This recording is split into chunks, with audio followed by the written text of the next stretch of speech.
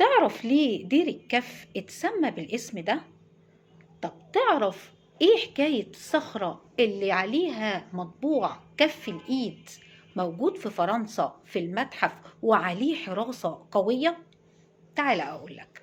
العائلة المقدسة كانت متجهة من المطرية للمعادي، فركبوا مركب علشان خاطر يوصلوا لجبل الطير.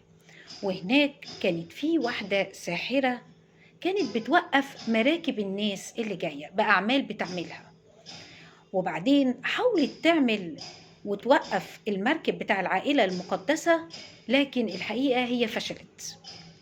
ولما عرفت ان في المركب العائلة المقدسة طفل إلهي، اتصدمت وحاولت ان هي تعمل أعمال بحيث انها توقع صخرة كبيرة عليهم.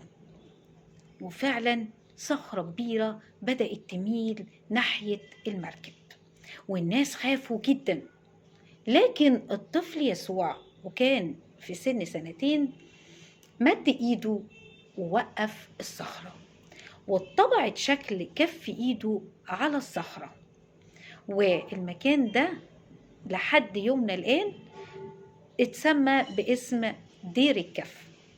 وبعد سنين ما مرت كتيرة جم فرنسا واخدوا القطعة ديت اللي عليها المطبوع الكف وقاسوها لقيوها 40 في 40 سنتي، واحتفظوا بيها هناك في المتحف وعليها حراسة قوية. وخليك فاكر ان من جوه دماغك بنطلع اللي ما يخطرش على بالك.